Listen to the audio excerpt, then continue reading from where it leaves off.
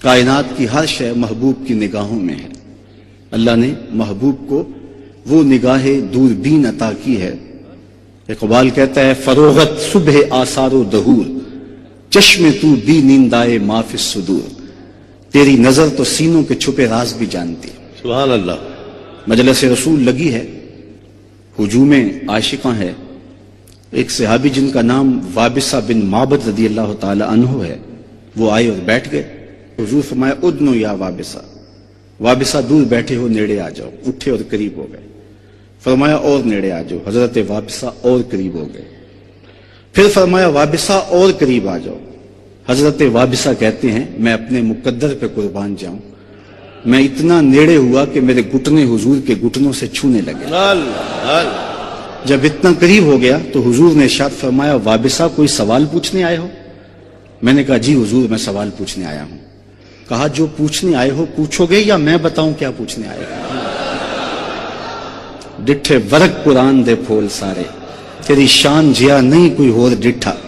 تیری شان دا کرے مقابلہ جڑا انہوں عاشقاں اصلی چور ڈٹھا. کوئی نور آکھے کوئی بشر آکھے پیندا رات دنے اے ہو شور ڈٹھا. اللہ والیاں گل مکا دیتی تساں ہور ڈٹھا اساں ہور ڈٹھا.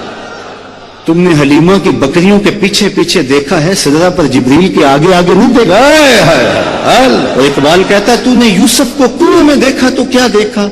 ارے ناداں جو مطلق تھا مقید کر دیا تو نے. تو ابھی تک کنویں میں ڈوب رہا ہے، وہ مصر کے تخت کا مالک بھی بنا ہوا ہے.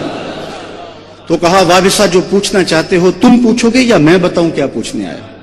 عرض کی حضور اگر آپ بتا دیں پھر تو کمال ہو جائے. فرمایا سنو تم خیر اور شر کے بارے پوچھنے آئے ہو، اچھائی کیا ہے برائی کیا ہے. حضور یہی میرا سوال تھا. کہا اس کا جواب مجھ سے لینا یا اپنے آپ سے لینا؟ عرض کی جواب آتا ہوتا تو سوال ہی کیوں بنتا. فضرب علی صدرہ فقال استفت من قلبک. حضور نے 3 انگلیوں کو جوڑ کے حضرت وابصہ کے دل والی جگہ پہ مارا اور فرمایا استفت من قلبک، یہ اندر ہی مفتی بیٹھا اسے ہی پوچھ لے، یہی بتا دے گا خیر کیا ہے اور یہی بتا دے گا شر کیا ہے. فرمایا شفاعتی لأہل الکبائر من امتی، میں امت کے بڑے بڑے گناہ گاروں کی سفارش کروں گا.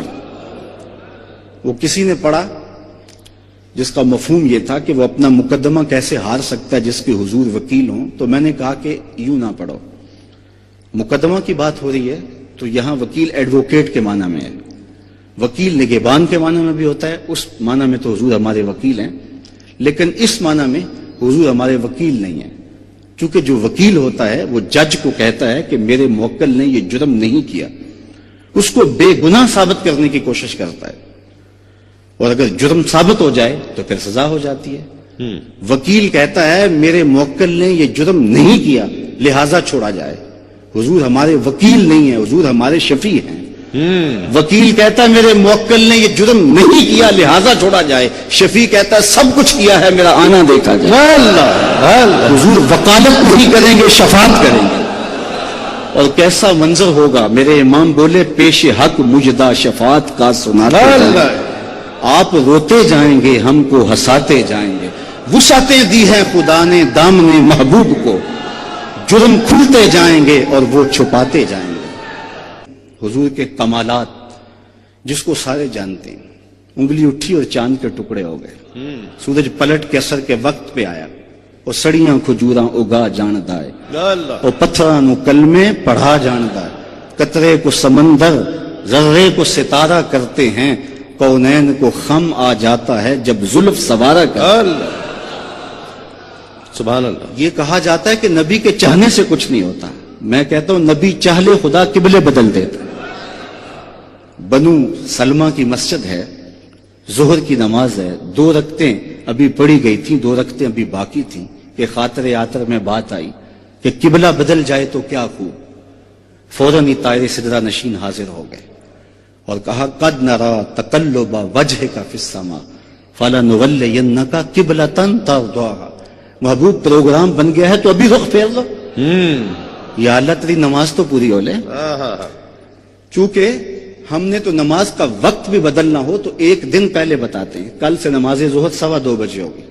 اگر اسی دن بدل دیں لوگ تو گلے کو آئیں گے. ہم تو آئے ہیں 2 بجے کے حساب سے. اب 15 منٹ اور انتظار کریں نماز کا وقت بدلنا ہو تو ایک دن پہلے بتانا پڑتا، یہاں تو قبلہ بدلنا تھا، ایک نماز ہی پہلے بتا دیا جاتا. کہا نہیں محبوب ابھی رخ پھیر لو. یا اللہ تیری نماز تو پوری ہو لے. کہا میری نماز بعد میں پوری ہوگی، پہلے تیری مرضی پوری ہو. می وریا کستوریاں دا جدوں یار نچوڑیاں زلفاں، می وریا کستوریاں دا جدوں یار نچوڑیاں زلفاں، قبلہ ادھر بنیا سائم جدے یار نے موڑیاں زلفاں. وہ تو رخ پھیر دے خدا قبلے بدل دے. کوئی حد ہے ان کے عروج کی، بلغ العلاب کمالے. اور میرے امام بولے خرد سے کہہ دو کہ سر جھکا لے، خرد سے کہہ دو کہ سر جھکا لے، گماں سے گزرے گزرنے والے، یا خود پڑے ہیں جہد کو لالے. کوئی کیا بتائے کدھر گئے تھے، سراغ عین و متا کہاں تھا، نشان کیف و الا کہاں تھا، نہ کوئی ساتھی نہ کوئی راہی، نہ سنگ منزل نہ مرحلے تھے. کمان امکان کے جھوٹے نقطوں تم اول آخر کے پھیر میں ہو. محیط کی چال سے پوچھو کدھر سے آئے کدھر گئے تھے، کوئی حد ہے ان کے عروج کی، بلغ العلاب کمالے. واہ سبحان. محبوب وہ ہیں جو خدا کے بھی محبوب ہیں، اپنا معیار زمانے سے جدا رکھتے ہیں. ہم تو محبوب بھی محبوب خدا رکھتے ہیں. کیا بات. ہمارا محبوب گلیوں میں گھومنے والا کوئی شخص نہیں ہے، یہ رت جگہ ہم کسی دنیا دار کے لیے نہیں کاٹتے. ہمارا محبوب وہ ہے جو خدا کا بھی محبوب ہے. کیا بات. یہ معیار ہے. حضرت ابو ہریرہ رضی اللہ تعالیٰ عنہ اس جمال جہاں آرا کے وصف کو بیان کرتے ہوئے کہتے ہیں کل قمر لیلۃ البدر لم ارا قبلہ ولا بعدہ مثلہ. کیا پوچھتے ہو، 14ویں رات کا چمکتا ہوا چاند تھا حضور کا چہرہ. پھر کہتے ہیں نہیں حضور جیسا نہ پہلے دیکھا نہ بعد میں دیکھا. حضرت حسان بن ثابت پاس کھڑے تھے. کہا دیکھتے کیسے، کسی ماں نے جنم دیا ہوتا تو دیکھتے. خدا نے وہ سچائی پن چھڑیا جدے وچ محمد نو ٹالیا سی. خدا نے حسینہ جمیلہ دا منہ موڑ دیتا، محمد بنا کے قلم توڑ دیتا. چہرے کا حسن تو چہرے کا حسن رہا. حضرت میمونہ بنت کردم رضی اللہ تعالیٰ عنہ فرماتی ہیں کہ حج کا موقع تھا اور میں اپنے والد گرامی کے ساتھ حضور علیہ السلام کی بارگاہ میں حاضر ہوئی. تو حضور ناکا پہ سوار تھے، اونٹنی پہ سوار تھے. تو میرے باپ نے حضور علیہ السلام سے کوئی مسئلہ پوچھا اور میری ہمت نہیں پڑ رہی تھی کہ حضور کے چہرے کو دیکھوں. تو میں حضور کے چہرے کو تو نہ دیکھ پائی، لیکن حضور علیہ الصلوۃ والسلام کی مبارک انگلیاں، پاؤں کی جو انگلیاں تھیں، میں نے ان کو دیکھا. فرماتے ہیں فما نسیتو فی ما نسیتو طول اسوا. کہتے ہیں آج تک حضور کی انگلی کا وہ حسن ہی نگاہوں سے ہٹتا نہیں ہے. یار جس کے قدم اتنے سونے ہیں اس کا چہرہ کتنا سونا ہوگا. قدموں میں جبیں کو رہنے دو، چہرے کا تصور مشکل ہے. کیا بات. قدموں پہ جبیں کو رہنے دو، چہرے کا تصور مشکل ہے. جب چاند سے بڑھ کر ایڑی ہے رخسار کا عالم کیا ہوگا. کیا بات. کل قمر لیلۃ البدر لم ارا قبلہ ولا بعدہ مثلہ. روایت کرتے ہیں حضرت جابر بن سمرہ رضی اللہ تعالیٰ عنہ کہتے ہیں لیلۃ الادھیان تھی، 14ویں رات کا چاند چمک رہا تھا اور پوری آب و تاب کے ساتھ دمک رہا تھا. اور حضور لال دھاری دار چادر اوڑے جلوہ فراز تھے. میں کبھی حضور کو دیکھوں کبھی چاند کو دیکھوں. فائزہ ہوا احسن عندی من القمر. پھر میں نے فیصلہ کیا چاند نہیں میرے حضور ہی سونے ہیں. اللہ اکبر. اللہ مجھے آپ کو اپنی رحمتوں اور کرم نوازیوں کا حصار دے اور عمل بالسنہ کی توفیق دے. یہ اس دور کا اہم اور ضروری اس امن اور سکون اور طمانینت کا ذریعہ ہے کہ حضور کی سنت کا نور مل جائے. آج لوگ کہتے ہیں جی ظاہر کا کیا ہے، باطن جو ہے وہ ٹھیک ہو جانا چاہیے.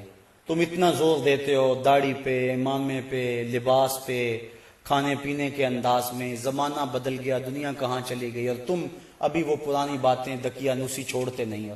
لباس میں کیا، جون سا مرضی بندہ لباس پہن لے. میں ایک سادی سی مثال یہاں دیا کرتا ہوں کہ لوگ کہتے ہیں لباس کا کیا ہے، ظاہری پہناوا جو مرضی ہو، بندہ اندر سے مسلمان ہونا چاہیے.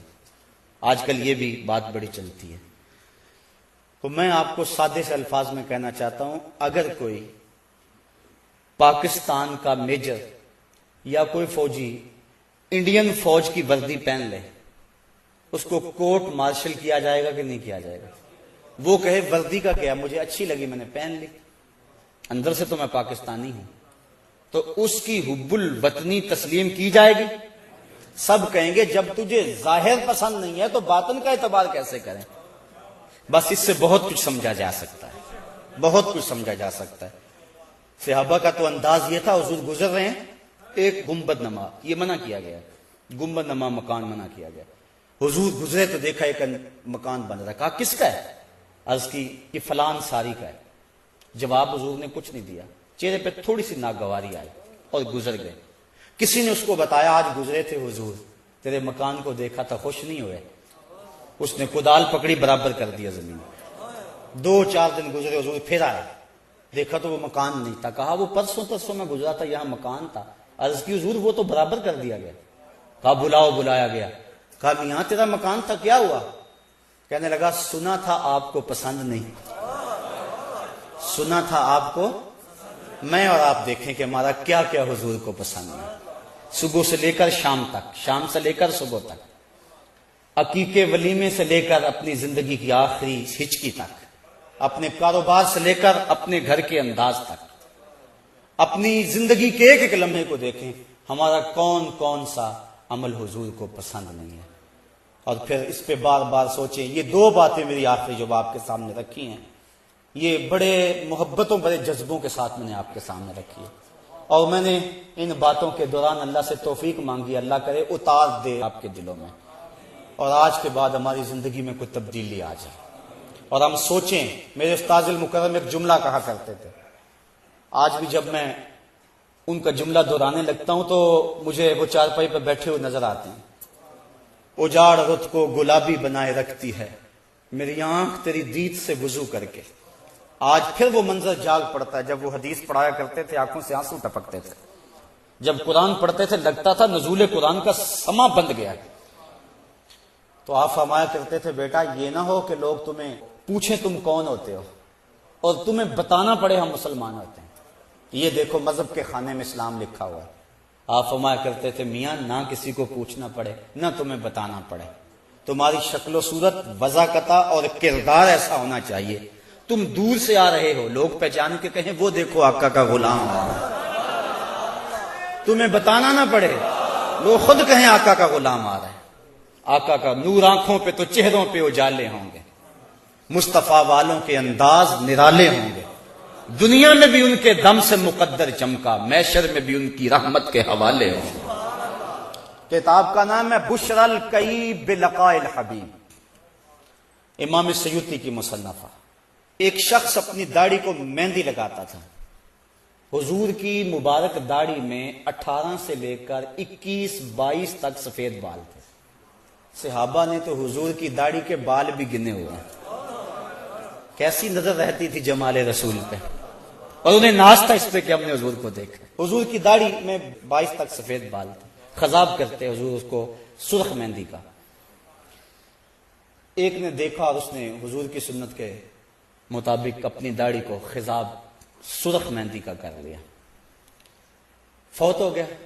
جب قبر میں پہنچا تو نکیرین آ گئے، ایک نے پوچھا من ربوں کا ما دینوں کا، تو دوسرے نے بازو پکڑ کے اس کی داڑھی کی طرف اشارہ کیا، کہا تجھے نظر نہیں آ رہا اس کے چہرے میں اسلام کا نور چمک رہا ہے؟ تو صورت ایسی بناؤ کہ فرشتے بھی پہچان جائیں۔ اولاد کی تربیت ہمارے ذمہ لازم ہے، اور اس تربیت کا بہترین ذریعہ ہماری اپنی تربیت ہے۔ اولادیں ہماری گفتگو کو تھوڑا، ہمارے عمل کو زیادہ قبول کرتے ہیں۔ آج لوگ ہمارے پاس آتے ہیں جی ہمارا بچہ نماز نہیں پڑھتا، چلو ہم نہیں پڑھتے یہ تو پڑھے، تو میں کہتا ہوں یہ کیوں پڑھے؟ جب تم مصلی بچھاؤ گے تو یہ بھی بچھائے گا۔ تو ہم نے اپنے عمل سے اپنی اولاد کو جو ہے وہ سیدھا کرنا ہے اور ان کو درست راستے پہ لانا ہے۔ بالخصوص بچے جب چھوٹے ہوتے ہیں اس وقت وہ ماں باپ کی بات کو غور سے سنتے ہیں، انہیں ماں باپ سے بہت زیادہ محتاجی ہوتی ہے، ضرورت مند ہوتے ہیں، اور ماں باپ کی عادات کو کاپی کرتے ہیں، اور عموماً ہم بچوں کو اس عمر میں توجہ نہیں دیتے۔ 4 سال سے لے کر کے 8-9 سال تک کی عمر کا بچہ انتہائی توجہ کا مستحق ہے کہ ماں بھی توجہ دے، باپ بھی توجہ دے۔ اس کے بعد پھر آہستہ آہستہ وہ مانوس ہونے لگتا ہے اپنے دوستوں سے، اور بالخصوص 12-13 سال کے بعد وہ مانوس ہو جاتا ہے اپنے دوستوں سے۔ پھر اس نے جو سیکھنا ہے وہ دوستوں سے سیکھتا ہے۔ اگر دوست اچھے ہوں گے وہ اچھائیاں سیکھ جائے گا، اگر دوست برے ہوں گے تو وہ برائیاں سیکھ جائے گا۔ اس وقت ہم پریشان ہوتے ہیں کہ ہماری اولاد ہمارے پاس بیٹھتی نہیں ہے۔ اصل اس کی اب بیٹھنے کی عمر نہیں رہی، چونکہ وہ تمہارے ہم عمر نہیں ہے کہ تمہارے ساتھ بیٹھیں، اور اب وہ بچے بھی نہیں رہے، تو وہ اپنی ہم عمر نسل کو تلاش کریں گے۔ اس وقت ہم اگر اولاد کو کھینچیں گے تو وہ ہمارے پاس نہیں آئے گی۔ وقت جو تھا وہ ہم نے ضائع کر دیا۔ لیکن ہمیں پھر بھی اس دور میں اولاد سے غافل نہیں ہونا چاہیے۔ ہمیں ایک تو کوشش کرنی چاہیے کہ اچھے لوگوں کی دوستی ان بچوں کے ساتھ جو ہے وہ پیدا کرنے کی کوشش کریں۔ المرء علی دین خلیلہ فلینظر احدکم من یخالل، رسول اللہ صلی اللہ علیہ وسلم نے ارشاد فرمایا ہر شخص اپنے دوست کے دین پہ ہوتا ہے، تو جب وہ دوستی لگانے لگے تو دیکھے کہ وہ دوستی کس سے لگا رہا ہے۔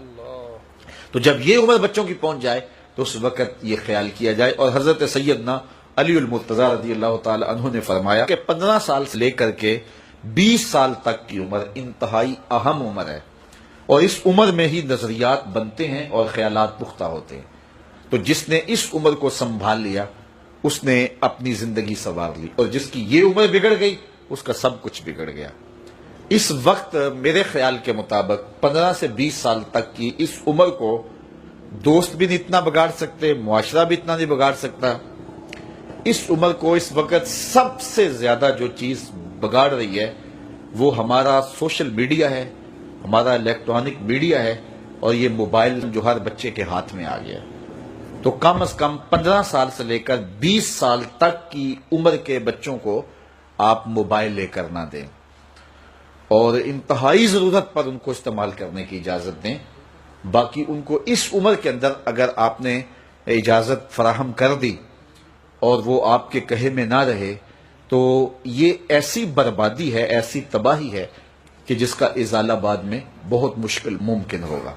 اس لیے اس وقت سب سے زیادہ ہمیں جو چیز نقصان پہنچا رہی ہے، ہماری معاشرت کو جو چیز کھوکھلا کر رہی ہے وہ یہ چیز ہے۔ یہ میں کل کی ایک رپورٹ پڑھ رہا تھا انڈیا کی، کہ انڈیا کا جو معاشرہ ہے اس میں جو نوجوان ہیں وہ بالکل اس میڈیا کی وجہ سے برباد ہو گئے، اور پاکستان میں بھی اس کے اثرات جو ہیں وہ بہت سارے ہیں۔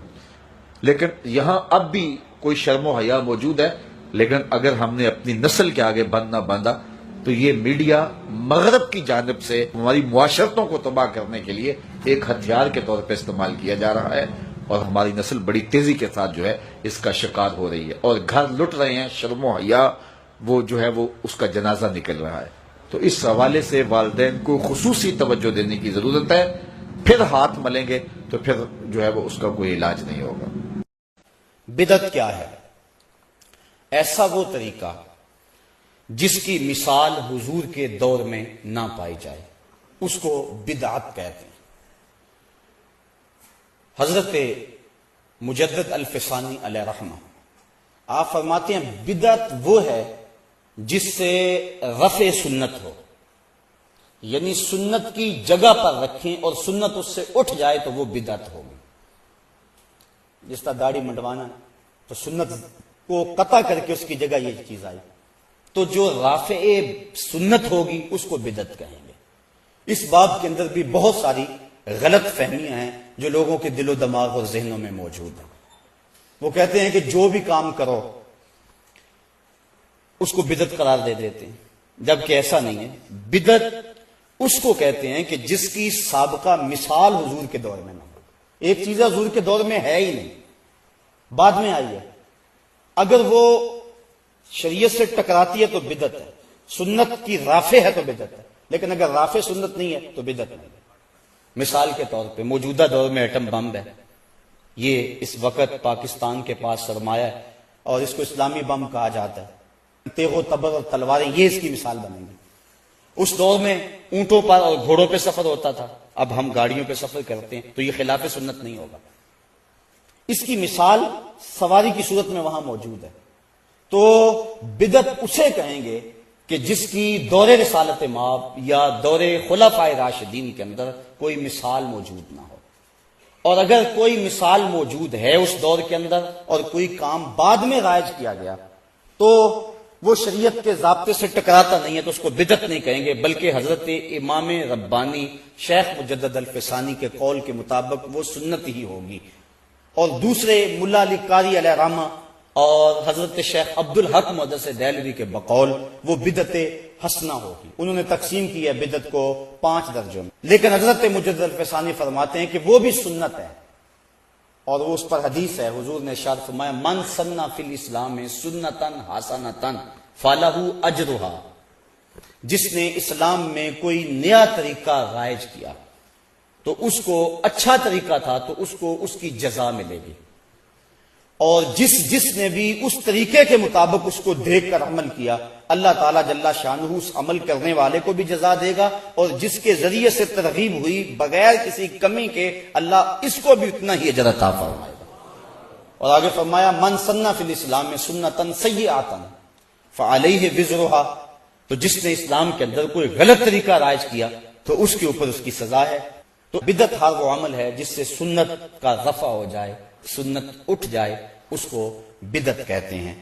پھر موجودہ دور کے اندر کچھ نئی چیزیں جو کہ اس دور میں ہیں اور اسلام کی روح کے منافی نہیں ہیں، اس کو بدعت کا الزام دے کر ان چیزوں کو ختم کرنے کی ضرورت نہیں، لیکن شریعت کے مزاج سے اگر کوئی چیز ٹکراتی ہے، کوئی نیا عقیدہ کسی نے گھڑ لیا، کوئی نیا عمل کسی نے گھڑ لیا جس کی اسلام میں مثال ہی موجود نہیں ہے، تو وہ بدعت ہوگا۔ حضرت عمر فاروق رضی اللہ تعالی عنہ نے جب دیکھا مسجد نبوی کے اندر کے کچھ لوگ متفرق صلاۃ التراویح پڑھ رہے ہیں تو آپ نے ان سب کو جمع کیا اور حضرت ابی بن کعب رضی اللہ تعالی عنہ کو بلایا اور ان کو بلا کر کے کہا کہ تم ان کی جماعت کرواؤ تاکہ یہ لوگ اکٹھے ہو کے پڑھ لیں۔ عشاء کی نماز اور وطر کی جماعت حضرت عمر فاروق نے خود کروائی، لیکن جو تراویح تھی وہ حضرت ابی بن کعب رضی اللہ تعالیٰ عنہ نے کروائی۔ یہ وہ صحابی تھے جن کی آواز بڑی اچھی تھی، کافی لوگ اکٹھے ہو گئے، جو متفرق پڑھتے تھے جو ہے وہ بھی اکٹھے جماعت بن گئے۔ تو حضرت عمر فاروق نے جب دیکھا تو بڑے خوش ہوئے اور خوش ہو کے فرمانے لگے نعمت البدعۃ ھذہ، یہ بڑی اچھی بدعت ہے بدعت لیکن ہے بڑی اچھی۔ یہ جو صلاۃ التراویح ہے یہ حضرت عمر فاروق کے دور کی ہے۔ اس طرح عربی میں خطبہ کہا کرتے تھے اور اس کو سننا مسنون ہے، اور اس میں آپ کنکر بھی نہیں ہلا سکتے، اور وہ کیا ہے جو اذان ثانی کے بعد جو ہے وہ خطبہ دیا جاتا ہے جس میں درمیان میں امام بیٹھتا ہے، عربی خطبہ۔ اب جب زمانہ گزرا، اسلام جگہ جگہ پہنچا، عجم کے لوگ جو تھے وہ عربی نہیں جانتے تھے، تو اب خطبہ دین سکھانے کے لیے، لوگوں کو اللہ سے ڈرانے کے لیے، پیغام حق کے ابلاغ کے لیے، تو عربی تو لوگ سمجھتے نہیں ہیں سارے، تو کیا کریں پھر؟ تو علماء نے مل بیٹھ کے یہ سوچا اور اس پہ اجتہاد کیا کہ ایک اذان پہلے دے لیں اور اذان ثانی سے قبل اردو میں یا کوئی جس علاقے کا رہنا والا ہے اس زبان کے اندر وہ ایک الگ خطبہ دے لے تاکہ اس سے لوگوں کو مسائل دینیاں سمجھائے جائیں، اور جو اصل روح ہے وہ سنت رفع نہ ہو۔ اگر اس کی جگہ آپ تقریر اردو کی لاتے تو پھر یہ بدعت ہوتا، یہ ایسی بدعت سیاح ہوتی جس سے رفع سنت ہوتا، لیکن سنت اپنی جگہ پہ برقرار ہے۔ لیکن یہ اردو خطبہ جو ہے جمعے کے اندر پہلے امام دیتا ہے اذان ثانی سے قبل، یہ حضور کے دور میں نہیں تھا، بعد میں ایجاد کیا گیا، بالخصوص عجم کے علاقوں میں جہاں دین کو سمجھانے کے لیے یہ ایک مؤثر ذریعہ تھا۔ تو اب یہ بالکل بدعت ہے، لیکن اس کو بدعت سیاح نہیں کہیں گے۔ تمام مسالک کے لوگ ایسا کرتے ہیں کیونکہ اگر یہ بھی نہ ہو تو لوگوں تک پیغام کیسے پہنچے۔ تو اصل چیز کو اپنی جگہ پہ رکھیں، یہ بات ذہن میں رکھیں، اصل چیز کو اپنی جگہ پہ رکھیں، اور اس کے ساتھ ضرورت کے تحت اگر آپ کوئی چیز شامل کر لیتے ہیں تو وہ بدعت بھی ہوگی، تو وہ بدعت سیاح نہیں ہوگی، بدعت حسنہ ہوگی۔ اب سلطان صلاح الدین ایوبی نے جب حالات پہ قابو پایا تو آپ جانتے ہیں کہ اس دور میں جو خلفاء تھے ان کا حال کیا تھا۔ جب اذان ہوتی تو اذان سے قبل ان کے نام کے قصیدے پڑھے جاتے، تو سلطان صلاح الدین ایوبی نے یہ بات جاری کی اور علماء سے تصدیق لی کہ جب اذان پڑھی جائے تو بادشاہوں کے قصیدے نہ پڑھے جائیں، محمد عربی پہ درود پڑھا جائے۔ اذان اصل اپنی جگہ پہ رہی، جس طرح عربی خطبہ اصل اپنی جگہ پہ رہا اور ساتھ ملحق کر لیا گیا اردو خطبہ، اس طرح اذان اصل اپنی جگہ پہ رہی اور ساتھ ملحق کر لیا گیا درود شریف۔ اب کچھ لوگ کہتے ہیں تم درود شریف کو اذان کا حصہ سمجھتے ہو، یہ بات غلط ہے۔ اگر اذان کے اندر کوئی چیز شامل کی جاتی تو پھر حصہ بنتا، اب یہ اذان سے بالکل الگ ہے، پھر اذان کی ٹون الگ ہے، درود شریف کا جو ہے انداز الگ ہے، اذان میں کھڑا ہونے کی حالت الگ ہے، کانوں کے اندر انگلیاں لیتے ہیں، لیکن اس کی صورتحال جو ہے وہ درود کے اندر مختلف ہے، اور سننے والا سمجھتا اب یہ درود ہو رہا ہے اور اب یہ اذان شروع ہو گئی ہے۔ پھر اذان کا جواب دینا لازم ہے، واجب ہے، درود کا جواب دینا لازم واجب نہیں ہے، اور پھر اس کو کبھی چھوڑ بھی دیا جائے تو کوئی نہیں کہتا کہ آج اذان نہیں ہوئی۔ ہر جمعے میں جو اذان ثانی ہوتی ہے دوسری اذان، اس کے ساتھ درود نہیں پڑھا جاتا، لیکن کبھی کسی نے کہا کہ یہ آپ نے کیسے اذان دی؟ اگر یہ حصہ سمجھا یا مانا یا خیال کیا جاتا تو وہاں اعتراض اٹھ کے لوگ کرتے کہ یہ تم نے کیوں درود ساتھ نہیں پڑھا ہے۔ تو یہ بات ذہن میں رکھیں کہ یہ اس دور کے اندر ایسا ہوا کہ جبکہ بادشاہوں کے قصیدے پڑھے جاتے تھے تو سلطان صلاح الدین ایوبی یہ وہ شخص ہے جس سے اللہ نے کام لیا تھا، تو اس سے یہ بھی کام لیا گیا، اس نے کہا چھوڑو شاہوں کے قصیدے، اذان سے پہلے محمد عربی کے قصیدے پڑھے جائیں۔ امام زین العابدین القول البدیع کے اندر امام سخاوی نے لکھا، انہوں نے کہا جب لوگوں نے پوچھا کہ جب قرب قیامت میں بڑے فتنے ہو جائیں گے تو ہمیں کیسے پتا چلے گا کہ حق پر کون لوگ ہیں، تو آپ نے فرمایا کہ جو حضور کی سنت پر عمل کرنے والے ہوں گے اور جماعت کے ساتھ وابستہ ہوں گے۔ تو انہوں نے کہا اگر بہت سارے لوگ یہ دعویٰ کریں کہ ہم جو ہے وہ سنت اور جماعت سے وابستہ ہیں تو پھر ہمیں کیسے پہچانے کہ ان میں سے حق والا گروہ کون سا ہے؟ تو سنو انہوں نے کیا کہا من علامات اہل سنہ کثرت الصلاۃ علی رسول اللہ، کہ اہل سنت کی پھر اس دور میں علامت یہ ہوگی کہ وہ کثرت کے ساتھ حضور پہ درود و سلام پڑھیں، اذان سے پہلے بھی اور جمعے کے بعد بھی، اٹھتے بیٹھتے چلتے پھرتے۔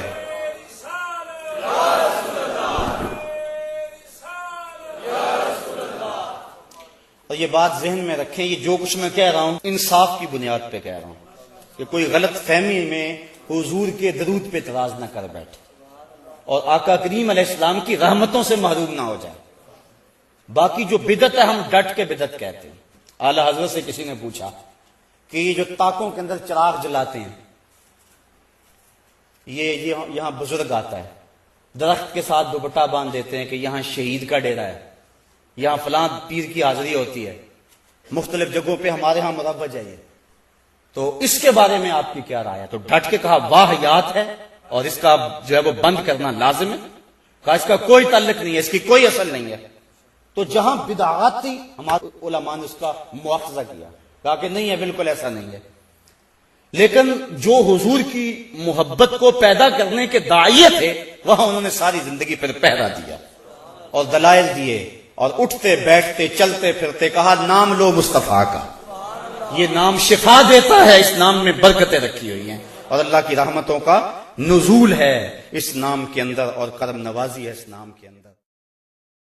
اللہ تعالیٰ جل شانہ نے ہمیں کتنی خوبصورتی کے ساتھ ایمان پر مضبوطی کی دعوت دی، اور یہ اتنی بڑی دولت ہے جو ہمیں نصیب ہوئی ہے، مجھے بھی اور آپ کو بھی، اور یہ ہمارے فہم و ادراک، ہماری کوشش، ہماری محنت کا نتیجہ نہیں ہے کہ ہم نے اس کے لیے کوئی کسب کیا ہو، اس کے لیے کوئی تحقیقات کی ہوں، اس کے لیے ہم دنیا کی لائبریریاں اور دنیا کی دانشگاہیں کھنگالی ہوں، ہم نے تقابل ادیان پڑھا ہو، ہم نے مذاہب کا مطالعہ کیا ہو، اور ہم نے مختلف جو ہیں وہ مذاہب کے ماننے والوں کو مل کے کوئی تجزیہ کیا ہو، اور پھر اس کے نتیجے کے اندر ہم نے کہا ہو کہ نہیں اسلام بڑا اچھا دین ہے اور ہم نے اسلام کو قبول کر لیا۔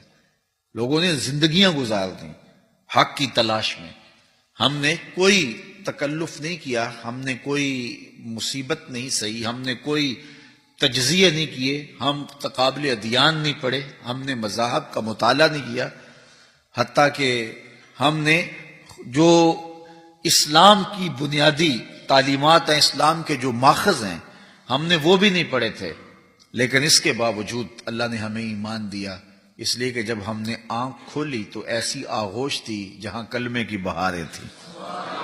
یار شکریہ ادا کیا کرو اپنی ماؤں کا، جب وہ تمہیں لوریاں دیتی تھی تو ساتھ کلمہ پڑھتی تھی، وہ کلمہ ہماری روحوں میں اتر گیا ہوا ہے۔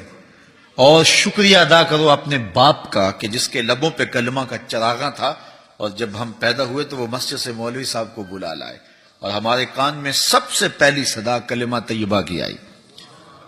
اور پھر ان بہنوں کا بھی شکریہ ادا کرو جو لوریاں دیتی تھیں اور قرآن پڑھتی تھیں، اور لوریاں دیتی تھی اور کلمہ طیبہ کا ورد کرتی تھیں۔ اور پھر شکریہ ادا کرو مسجد کے اس مولوی کا جس کو آج جو ہے وہ حقیر بھی سمجھ لیا جاتا ہے، کہ جس نے جو ہے وہ 300 200 بچوں کو بٹھا کر کے قرآن مجید کی تعلیم دی، اور جس نے اذانیں دیں اور لوگوں کے کانوں تک یہ نور پہنچایا اور راسخ ہو گیا طبیعت کے اندر یہ کلمہ طیبہ، اور ساری زندگی یہ کبھی بھی جدا نہیں ہو سکتا۔ کتنے اچھے اور کتنے جو ہے وہ انسان دوست لوگ دنیا کے اوپر آج بھی بستے ہیں، لیکن ان کے پاس بڑی دولتیں ہیں، بڑا فہم ہے، سلیقہ شعاریاں ہیں، اور ان کے اندر انسانیت کا درد ہے، محبت ہے، خدمت خلق ہے، بہت کچھ ہے، لیکن ان کے سینے میں ایمان کا نور نہیں ہے، ان کے اندر گاندھی گاند ہے، غلاظت ہی غلاظت ہے۔ تم شکریہ ادا کرو کہ ہمیں اللہ تعالیٰ نے پیدا ہوتے ہی یہ ایمان کا نور عطا فرمایا۔ تو جس شخص نے بھی تمہارے اوپر احسان کیے ہیں اور اس احسان کے بدلے میں دین میں پختگی اور رسوخ پیدا ہوا ہے، وہ استاد ہے، وہ مرشد ہے، وہ مسجد کا مولوی صاحب ہیں، وہ باپ ہے، وہ ماں ہے، وہ بہن ہے، وہ محلے کا بوڑھا بزرگ ہے جو دین کی باتیں بتاتا ہے، وہ کوئی آپ کو دعوت دے کے انگلی پکڑ کے کسی دینی مجلس میں لانے والا ہے، وہ جہاں جہاں بھی ہو تم سلوٹ کیا کرو، شکریہ ادا کرو کہ تم نے ہمیں اس نوکری پہ لگایا اور اس کام پہ لگایا، اور اس پر جتنا بھی اللہ کا شکر ادا کریں تھوڑا ہے۔ من جاء بالحسنۃ فلہ خیر منہا، تو یہ کلمہ اتنی بڑی قوت ہے، اتنی بڑی دولت ہے کہ کائنات میں اس کا کوئی جوڑ ہی نہیں ہے، اور یہ نور اللہ تعالیٰ نے ہمیں نصیب فرمایا ہے۔ یہ جو ہے انشاءاللہ قبر کے اندر بھی روشنی کرے گا، قبر کے اندر بھی چراغاں کرے گا۔ تو اللہ تعالیٰ جل شانہ کا میں اور آپ شکریہ ادا کریں، اور ہمیں معمول زندگی بنا لینا چاہیے قرآن مجید کی تلاوت کو، اور صبح شام قرآن مجید کی تلاوت جتنی میسر ہو ضرور کرنی چاہیے۔